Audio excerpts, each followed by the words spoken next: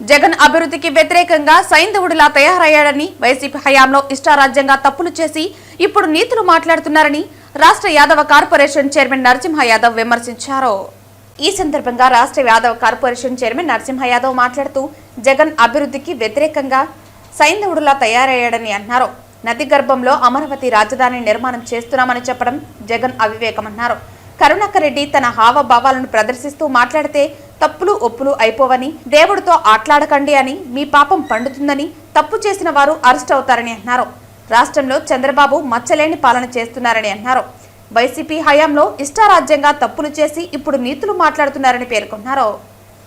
తిరుమల పైన అధికారం కోల్పోయినా కూడా ఏ విధంగా స్వామివారి ప్రతిష్టతో ఈరోజు ఆడుకుంటూ ఉన్నారో వైసీపీకి సంబంధించి మనం చూస్తున్నాం. ఇంకొక పక్క వాళ్ళ అధినాయకుడు జగన్మోహన్ రెడ్డి అమరావతి నిర్మాణమే కాకూడదు, నదీ గర్భంలో అమరావతి నిర్మాణం చేస్తూ ఉండాలని ఆయన ఒక పక్క నిన్న ప్రెస్ మీట్ పెట్టి మాట్లాడతారు.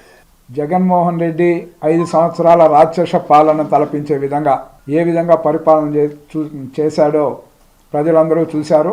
అందుకే 11 సీట్లకే పరిమితమైంది వాళ్ళ పార్టీ. దాన్ని కూడా మర్చిపోయినట్టున్నారు జగన్మోహన్ రెడ్డి. ఆ రోజు చూస్తే 3 రాజధానుల పేరుతో 5 సంవత్సరాలు ఏ విధంగా ఆయన 5 సంవత్సరాలు కూడా ఇది చేశాడో మనం చూస్తాం. మళ్ళా చూస్తే విశాఖ రాజధాని అని చెప్పి ఏ విధంగా ప్రజలను నమ్మించే ప్రయత్నం చేసి అక్కడంతా కూడా భూములు కొనుక్కోవడం, ఈ విధంగా ఏ విధంగా పాల్పడ్డాడో చూసి ఆయనకి అభివృద్ధి అంటే ఆయనకు నచ్చని పదంగా ఉంది. ఎందుకంటే ఏదైతే గతంలో విభజన అయిన ఈ రాష్ట్రంలో ముఖ్యంగా అభివృద్ధికి సంబంధించి బస్సులో ఉండి ఈ రాష్ట్రంలో ఏదైతే అక్కడ అమరావతి దీనికి సంబంధించి చూస్తే శాసన మండలి, శాసనసభ, హైకోర్టు, సెక్రటరియట్ నిర్మించి ఆ రోజు ప్రజలందరికీ కూడా ఏ విధంగా పరిపాలన అందించారో ప్రజలందరూ చూశారు. జగన్మోహన్ రెడ్డి ముఖ్యమంత్రిగా పదవి బాధ్యతలు చేపట్టినాక ఆ 5 సంవత్సరాలు ఏ విధంగా పరిపాలన చేశాడో, ఏ విధంగా ప్రజలను ఇబ్బంది పెట్టాడో, ఏ విధంగా అన్ని వర్గాలను కూడా ఏ విధంగా మోసం చేశాడో ప్రజలందరూ కూడా ఇంకా మర్చిపోలే. ఉన్న పలంగా నిన్న ఏదో మొన్ననే రాజధాని నిర్మాణం చేపట్టేటట్టు నిర్ణయం తీసుకున్నట్టు నిన్న ఆయన ఉలిక్కిపడి మేల్కొని ఏ విధంగా నదీ గర్భంలో అమరావతి నిర్మాణం జరుగుతూ ఉందని మాట్లాడడం. కాబట్టి జగన్మోహన్ రెడ్డి క్రెడిబిలిటీ ఉండాలి ఒక ముఖ్యమంత్రిగా చేసిన వ్యక్తికి. ఏ విధంగా నువ్వు అబద్ధాలని పదే అబద్ధాలు చెప్పి ప్రజల దగ్గర ఓట్లు వేసుకున్నావు ఆ రోజు చంద్రబాబు నాయుడు గారి పైన చెప్పి. సరే వచ్చినాకైనా సరిగ్గా పరిపాలన చేశావంటే అది లేదు.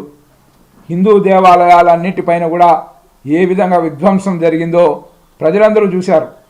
కానీ అవన్నీ మరిచినట్టు ఈరోజు రాజధాని అక్కడ రాకూడదు, దీనిపైన సుప్రీంకోర్టు నిర్ణయం తీసుకోవాలనే విధంగా నువ్వు మాట్లాడుతున్నాడు.